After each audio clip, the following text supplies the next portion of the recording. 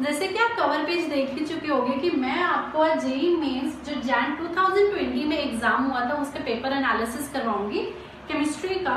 तो हम स्टार्ट करते हैं। मैं आपको सबसे पहले तो यही बताऊंगी कि जो तीनों सब्जेक्ट्स हैं हमारे केमिस्ट्री के उसमें कितने नंबर ऑफ क्वेश्चंस आए हुए हैं। उसके बाद जो चैप्टर वाइज आपके दोनों +1 और +2 के बुक्स के जो चैप्टर वाइज वेटेज है हम वो चेक करेंगे। मेरा मेन मोटिव आपको ये बताने का यही है। इसके बाद जो जैसे जैसे मैं आपको चैप्टर्स आपने देखा ये मेरी प्लेलिस्ट में मैं चैप्टर्स करवा रही हूँ +1 और +2 के। तो जैसे ही वो चैप्टर फिनिश होंगे तो मैं आपको जो जेईई मेंस के जो प्रीवियस ईयर क्वेश्चंस है फ्रॉम 2011 से 2020 जैन तक जितने भी आपके पेपर्स हो चुके हैं केमिस्ट्री में उनमें कौन कौन से क्वेश्चंस, ठीक है, जैसे अभी हम चैप्टर कौन कौन से कर रहे हैं, एक हमारा चैप्टर सॉल्यूशन चल रहा है और एक मोल कॉन्सेप्ट चल रहा है। तो जैसे ही चैप्टर फिनिश होंगे तो मैं आपको जितने भी 2011 से 2020 के बीच में इस वाले चैप्टर्स में क्वेश्चंस आए हुए हैं मैं आपको वो सारे करवाऊंगी। क्योंकि 2011 से मे 2018 तक तो वही है कि आपको एक एक क्वेश्चन ही हर उसमें आने, क्योंकि शिफ्ट्स नहीं थी वहां पे। तो अब जैसे जैसे शिफ्ट्स हमारी बढ़ रही है तो उसके हिसाब से क्वेश्चंस भी बढ़ते जा रहे हैं, ठीक है। क्योंकि जो जैन में अभी ये पेपर हुआ है उसमें हमारे 3 दिन हुए थे और 6 शिफ्ट्स में हुआ था। और हर एक शिफ्ट में जो केमिस्ट्री की अगर हम वेटेज लगाए थे 25 मार्क्स की 25 क्वेश्चंस जो थे वो हमारे को आए थे, ठीक है। तो तीनों जो जैन में जो 6 शिफ्ट्स हुई थी उनके सबके मैंने यहाँ पे लिखे हैं क्वेश्चंस कितने हर एक उसमें आया था। अलग अलग शिफ्ट्स का नहीं लिखा मैंने, टोटल कंबाइन करके आपको चैप्टर्स की वेटेज बताऊंगी, ठीक है। तो जैसे ये वीडियो खत्म होगी उसके 1-2 दिन बाद जब वो चैप्टर्स खत्म होंगे तो जरूर ये विजिट करना, ठीक है। मैं इसमें सारे क्वेश्चंस जितने भी आए हैं उनके सारे सोल्यूशंस, अगर कोई कॉन्सेप्ट हमारे चैप्टर में रहता भी होगा तो मैं आपको वो इसमें कवर करवा दूंगी, ठीक है। तो हम स्टार्ट करते हैं। देखो अगर मैं +1 और +2 की बात करूं तो ज्यादातर जो हमारा सिलेबस है इस जेईई मेन में वो +2 से थोड़ा सा ज्यादा आता है +1 से, ठीक है, थोड़ा सा ज्यादा। लाइक अगर आप मान लो कि ये हमारा 55% आता होगा और ये हमारा 45% आता होगा, ठीक है। बट जरूरी तो दोनों ही है। मेन जो +1 है इवन आपको वो अच्छे से पढ़नी पड़ेगी क्योंकि जब आप उसका बेस क्लियर करोगे तभी आप +2 कर पाओगे, ठीक है। +1 के बेस जैसे ऑर्गेनिक का ही समझ लो, जो +1 है आपको सबसे पहले ऑर्गेनिक ही अच्छे से सारी समझनी पड़ेगी, हाइड्रोकार्बन आपको अच्छे से समझने पड़ेंगे तभी आप +2 में इनके बारे में पढ़ पाओगे। अल्कोहल्स हो गए हमारे, एल्डिहाइड्स हो गए, ठीक है। तो दोनों ही जरूरी है। अब देखो ऑर्गेनिक केमिस्ट्री में जो हमारे क्वेश्चंस आए थे वो आए थे फ्रॉम 7 to 9, क्योंकि 6 शिफ्ट्स थी तो मतलब आप लगा लो कि हर एक शिफ्ट में एक क्वेश्चन तो जरूर था ऑर्गेनिक केमिस्ट्री का, ठीक है। उसके बाद फिजिकल केमिस्ट्री के क्वेश्चंस भी 7 to 9 थे और जो ऑर्गेनिक इनऑर्गेनिक थी उसके थे 10 to 11, यानी कि हमारे को इनऑर्गेनिक केमिस्ट्री थोड़ी सी ज्यादा आई है एज कम्पेयर टू ऑर्गेनिक और फिजिकल, अच्छा है। और इनऑर्गेनिक जो है वो थोड़ी सी मैं कहूँ तो अगर मेरे हिसाब से तो इनऑर्गेनिक केमिस्ट्री मुझे बहुत अच्छी लगती है, इन दोनों के कंपैरिजन में तो मुझे इजी लगती है, ठीक है। तो मतलब आपके जो है अगर नंबर लेने की बात करें तो आपके नंबर लेने की थोड़ी सी ज्यादा बढ़ चुका है, ठीक है। उसके बाद है आप देखो चैप्टर वाइज वेटेज की बात करते हैं। केमिकल बॉन्डिंग चैप्टर, इसमें से आपको 10 क्वेश्चन आए हुए थे, मतलब हर एक शिफ्ट में अगर हम लगाएं तो 2-2 क्वेश्चन तो है ही थे, ठीक है। 5-5 अगर हाँ 2-2 क्वेश्चंस थे, ठीक है। उसके बाद है केमिकल काइनेटिक्स। केमिकल काइनेटिक्स में से 6 क्वेश्चन जिसमें से ज्यादातर न्यूमेरिकल बेस्ड ही आपको आता है केमिकल काइनेटिक्स में से। तो फिर आता है GOC, that is journal organic chemistry. Journal organic chemistry जो +1 आपको हाइड्रोकार्बन जितने भी वो अच्छे से करवाते हैं ना, स्टार्टिंग में हाइड्रोकार्बन है उनके आयुपैक नेम्स आते हैं तो वहाँ आइसोमेरिज्म्स हो गया तो ये वहां से क्वेश्चंस आते हैं जर्नल ऑर्गेनिक केमिस्ट्री में, जिसके क्वेश्चन अगर हम 6 शिफ्ट्स की बात करें तो उसमें 8 क्वेश्चन थे, ठीक है। उसके बाद है सॉलिड स्टेट। सॉलिड स्टेट की थोड़ी सी वेटेज कम है बट वैसे है कि इसकी थोड़ा सा फ्लक्चुएट होता रहता है, कई बार ज्यादा क्वेश्चंस भी आ जाते हैं इसके।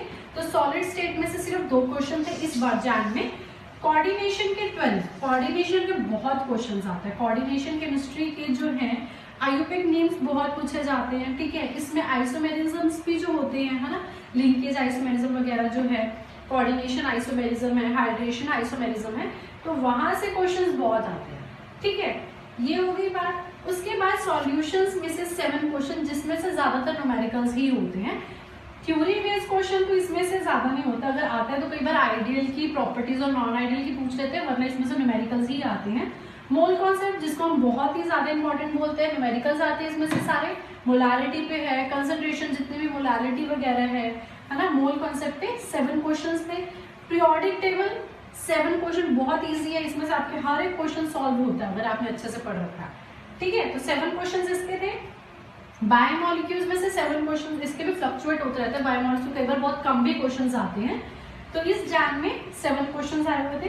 पॉलीमर्स 2 या 3 क्वेश्चन ही इसके आते हैं, इससे ज्यादा नहीं आते। तो मतलब 6 शिफ्ट में जरूरी नहीं है कि हर एक शिफ्ट में क्वेश्चन आया हुआ था पॉलीमर्स का, ठीक है। थर्मोडायनेमिक्स 6 क्वेश्चन, मतलब हर एक शिफ्ट में 1 क्वेश्चन था, तो ये जरूरी है, थर्मोडायनेमिक्स थोड़ी इंपॉर्टेंट है, ठीक है।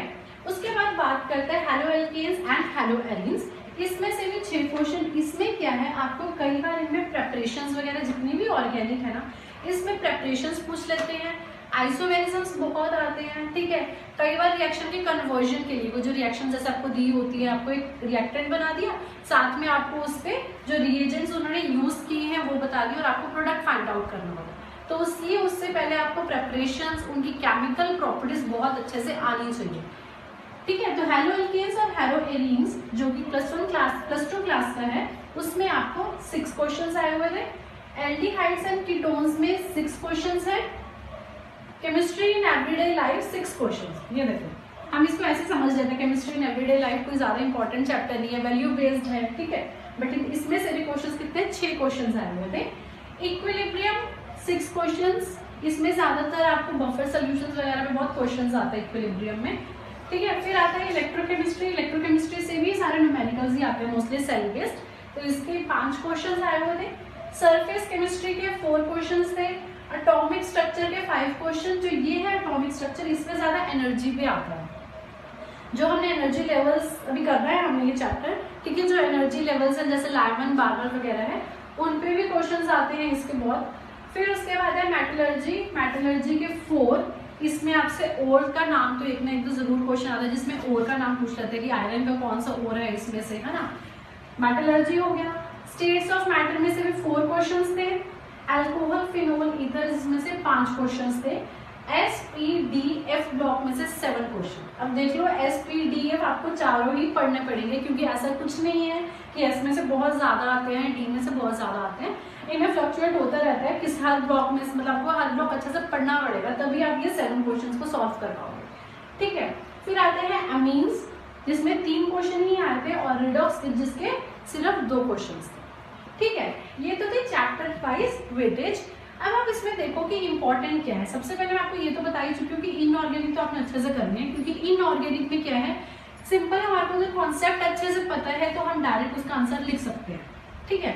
हाँ, थोड़े बहुत फिजिकल में न्यूमेरिकल्स आ जाते हैं, कई बार हम न्यूमेरिकल्स में फंस जाते हैं, फॉर्मूले भी आते होंगे, कई बार वैल्यू पुट करनी नहीं आती हमें, है ना, तो इसमें फंस जाते हैं। तो इसलिए बोलती हूँ कि इनऑर्गेनिक अच्छे से कर लेना। केमिकल बॉन्डिंग तो मोस्ट इंपॉर्टेंट आपने करना ही करना है। केमिकल बॉन्डिंग बहुत ईजी चैप्टर है। जर्नल ऑर्गेनिक केमिस्ट्री जैसे मैंने बताया कि +1 आप अगर अच्छे से कर लोगे तो आपका आधा पेपर तो वहीं से ही सॉल्व हो जाता है, ठीक है। क्योंकि +1 में जैसे मोल कॉन्सेप्ट का देखो, +1 में ही स्टार्टिंग में हम जो फर्स्ट चैप्टर है उसी में ही आपको अच्छे से समझा देते हैं, सारी कंसंट्रेशन टर्म समझा देते हैं, वही सारी आधी स्टार्टिंग के सोल्यूशंस में भी आती हैं, ठीक है। तो इसीलिए +1 अच्छे से करो। उसके बाद ये तो +2 तो फिर करनी ही है, तो ये सारे चैप्टर्स हमारे उसमें कवर हो जाएंगे, ठीक है। तो ये तो ही चैप्टर वेटेज। अब ये नोट कर लो क्योंकि हम जैसे जैसे चैप्टर्स होते जाएंगे उसके बाद मैं आपको क्वेश्चंस ही करवाऊंगी।